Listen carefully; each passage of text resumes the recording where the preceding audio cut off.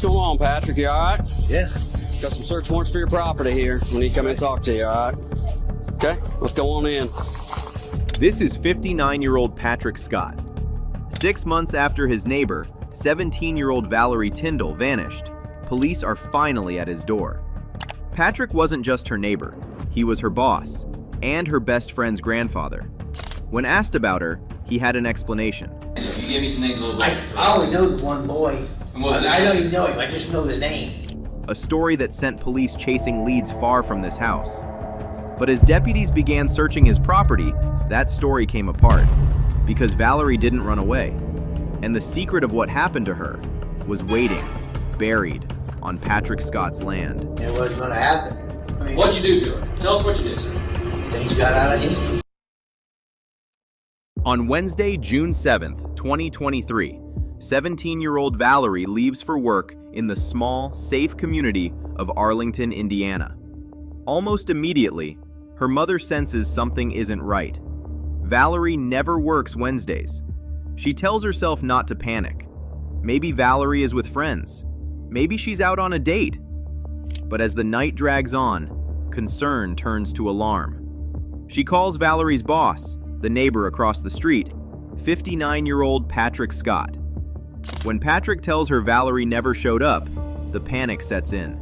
Something is wrong. Since they are family friends, Patrick and his wife rush over to the Tyndall's house to help find her. But the following morning, Indiana State Police issue a silver alert for the missing girl. She is believed to be in extreme danger. She is 5 feet 6 inches tall, weighs about 160 pounds, with brown hair and hazel eyes. Patrick insists the teen has run away from home, further deepening her parents' fear. But it's a claim investigators can't ignore. Days later, investigators receive a crucial lead. One of Patrick's clients mentions overhearing plans for a lunch meeting between Patrick Scott and Valerie the day she vanished. At 11:23 a.m., Valerie texts Patrick.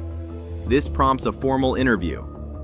Patrick Scott is no longer treated as a witness, but as the last person known to be with Valerie. When was the last time you saw Valerie? Wednesday afternoon. Wednesday afternoon. Where did you meet up with her at? South High Gardens. South High Gardens in Shelbyville. Yes. Okay. You had the truck and the car, both at South High. At South High. Right. So what did you drive there that day? The truck. With your trailer too? Yes. Okay. How did the car get there? I moved it there like the day before, 2 days before. Why did you do that? Because she was going to take off. Patrick first denies seeing Valerie. Then his story changes. He admits meeting her, driving her around, and dropping her off in Homer, while claiming she planned to run away. Okay, so you're at South High Gardens mowing grass. Yes. She shows up in her car, her green Honda Accord. Right. Okay. And what? She got in the Ford Taurus with you? Right. And you guys left South High Gardens? Right. Left her car there? Yes. Along with your truck and trailer? Yes. Okay. And what happened in Homer? She got out of the car and got in with another guy. Okay. What kind of car did she get in? It's just kind of a pale blue car is all I know. Why are you her boss doing this, moving her around like this to go get in a car with another guy? And he said that she planned on running away at that point or some shit. Like what? What are you doing? If that's the case. No, I have no idea. I didn't see him. Okay. Why would her phone ping location on the way to Arlington still? You said you dropped her off at Homer. Uh-huh. That's not what the phone tells us. The phone tells us she was closer to Arlington when the phone went off. Why is that? I don't know. I never took her back to Arlington. However, Valerie's car had been found at an apartment complex with the number plates missing. Patrick admits to driving the car there to hold it till she returns. He think he's smart. How did her car get there again? I moved it there. So when did you move the car there? Thursday. Thursday. Did you remove the plate? No. Okay. You did not remove the plate? No. Okay. Who do you think she may be with? I have no clue. Give me some names though. You give me some names a little bit. I only know the one boy. And what was I his don't name? even know him. I just know the name. Patrick claims Valerie was upset over a breakup. Well, give him the name. They reconciled briefly, but it ended again a week later. 2 days before she vanished, the boy came to collect his belongings. Then there was the other boy there was another boy she was talking to on Tuesday that was giving her shit because he thought they were going to have a relationship, and she said no, but I can't tell you who his name is. Okay. But investigators begin to see a different picture forming. For an employer, Patrick knows far more about Valerie's personal life than expected. Photos later found in Valerie's room show her alone with Patrick at an aquarium. Her parents had allowed the outing only because they believed his whole family would be there. The images suggest otherwise. It appears that Patrick was more than just a boss. Because right now you feel like you may be in some trouble for whatever reason. It's time now to be cooperative and help. I don't. Because anything else that happens to this girl, it's not going to be good for you, possibly. Right. Okay. I mean, you've already delayed our investigation. Okay. But I don't know. I really don't know where she's at. I really don't. Is that right? What Patrick doesn't realize is that detectives already know more. He had installed the Life 360 app on Valerie's phone, giving him access to her live location at all times. And Valerie's brother and sister-in-law report seeing Patrick on his lawn at 2 a.m. the night Valerie disappeared. He was dismantling parts of his garage and setting them on fire. I don't feel like you're being super honest with me. I think you know where she's at. I don't know where she's If you want at. me to be blunt with you, I think you know where she's at. I don't. One way or the other, I think you know. The interview ends without answers, but the detective knows Patrick is hiding something. Valerie's former boyfriend confirms Patrick's story, saying she talked about running away before she vanished.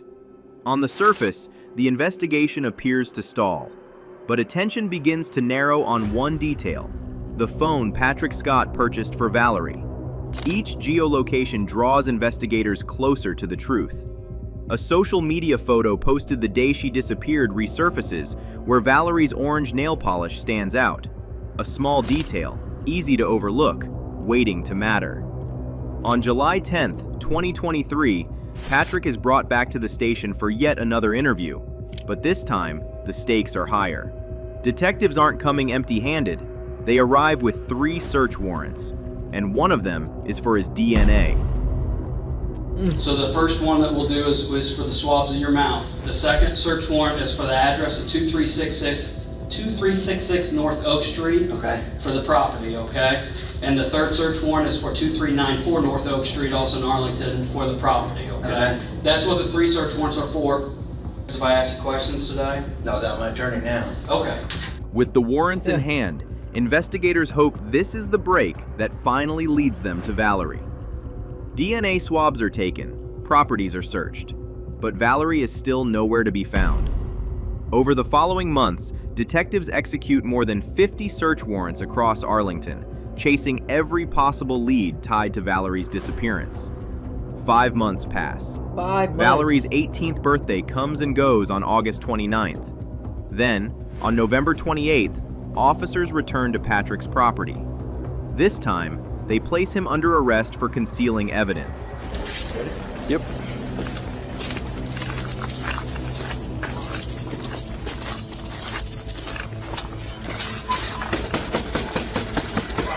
Sheriff's Department! Just chill, just chill. We're not gonna knock it. We're not gonna kick it in. Just chill. We're not gonna kick it in. We'll come to it.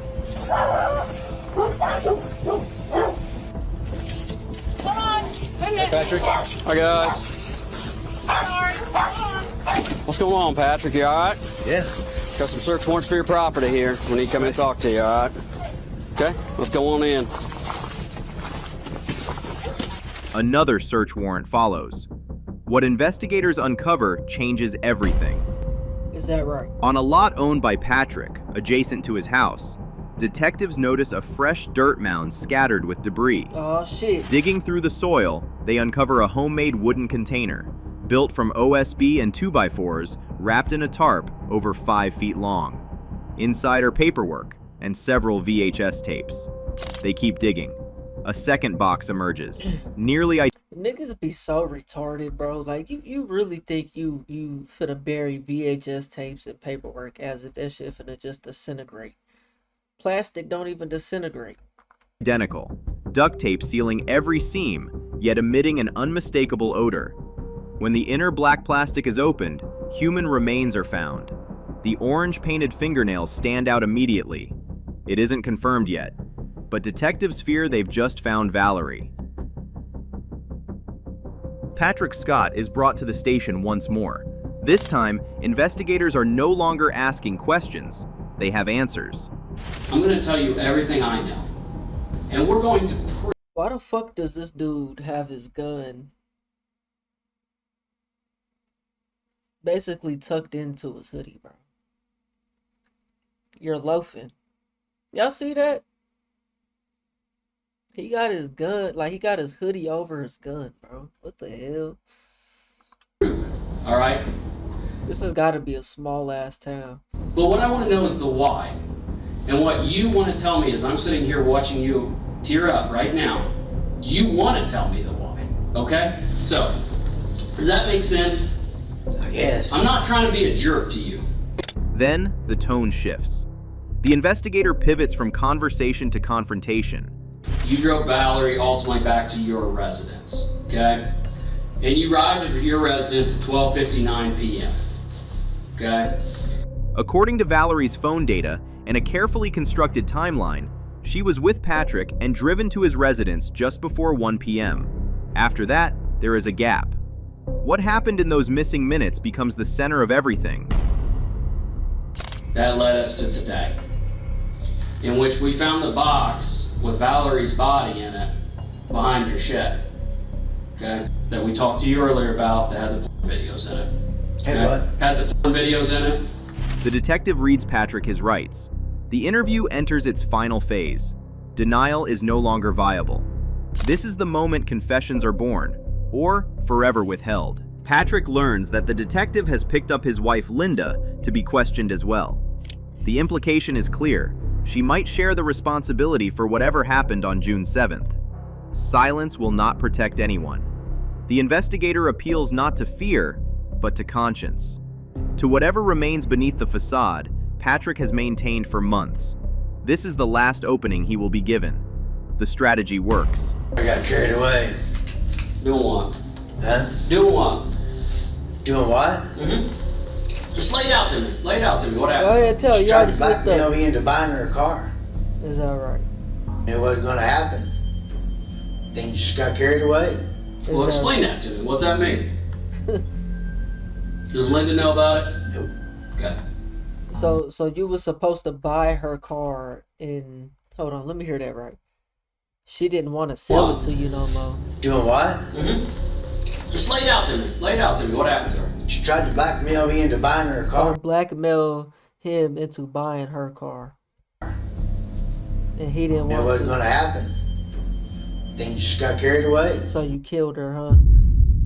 Because she was trying to force you with her little 17-year-old self, or however old she was. She wasn't 18 at the time. You know what I'm saying? Force you into buying her car, so you killed her. Right. Just stop it. Well, explain that to me. What's that mean? See, people just need to shut up and get their lawyer, bro, because Does it Linda ain't know gonna about get it? you out the situation. Okay. Nobody knows. It's your chance to tell me what happened. Patrick begins to speak, not in emotion, but in justification. He reframes the violence as something that spiraled unintentionally. Yeah, He claims Valerie was blackmailing him for money. right. What emerges next is the Trying to make himself look like he's the victim. confession. A belt. Okay. And then what'd you do with it? I moved her into the office. He said, How long was what? she? Confession. A belt. Blackmailing him for money. What So what he do? Wrap a belt around her neck and drag her? emerges next is the confession. A belt. Okay. And then what'd you do with it? I moved her into the office Okay. How long was she in there? till the next day. Okay. It's gone. Okay. And in that moment, the crime shifts from the act itself to what came after. Her body is moved into a back office where he leaves her overnight. The following day, Patrick constructs a wooden box. He purchases materials from a nearby Home Depot and methodically assembles it piece by piece. This is no longer panic. This is planning. I just made that box. Okay. What about the hole? The hole was already dug. But it wasn't for that, it was because I was going to throw concrete in it. Is What about that the other right? box? Just put shit in it. Well, did you build 2 that day? No, we just built one. So you strangled her. What room were you in when you strangled her? Right there by my bedroom. Valerie's body is placed inside the box and buried less than 100 yards from her own home. As details accumulate, the investigator dismantles the story to clarify what went on in that room. It was mine, I had it on. You had it on? Okay. So explain to me what happened there in that room. Like, how'd you get the belt on her? I was fighting her off and I took it and threw it around her. Why were you guys fighting? Because she was trying to take her clothes off. Okay. Is that right? And when- Oh, you just making it worse, buddy. I'm gonna do it. Okay. And then you guys got in a fight, and then what happened? I put it around her neck and I held on to it till she quit. Okay. And what'd you do afterwards? Did you still wear it afterwards? Like, did you still use it? Yeah. Okay. What Patrick first described as an accident now reads very differently. As he speaks, there is no panic, no visible remorse, only explanation. Gotta bother you, right? That you killed Valerie? Well, I wasn't too crazy about it. Okay. All right, Patrick, give me 1 second and we'll be right back. You want a drink of water? The confession is complete. With it comes formal charges. Investigators later determined that on 7th June, Valerie was inside Patrick Scott's home, directly across the street from her own. They find no evidence of blackmail, no proof of coercion. What remains is a confrontation inside that house, one that escalated into murder. Patrick Scott later accepted a plea agreement and is sentenced to 57 years in prison. Valerie's parents had worried about strangers online, about boys she did not know, about dangers they could not see. They tried to intervene. They tried to protect her. But the threat was never distant. It was familiar. It was trusted. It was across the street. Yeah, man, that's crazy right there, man. Whoa, huh? That's a crazy title right there, man. But that's gonna be the end of this stream, man. Appreciate y'all tuning in, man. We on the road to 100K, okay? If you ain't hit that like button, subscribe button, and turned on all notifications, slap the dog shit about yourself. Because that's the first thing you should have did when you clicked on this video. I'll get at you on the next one, and I'm gone. TYP the name.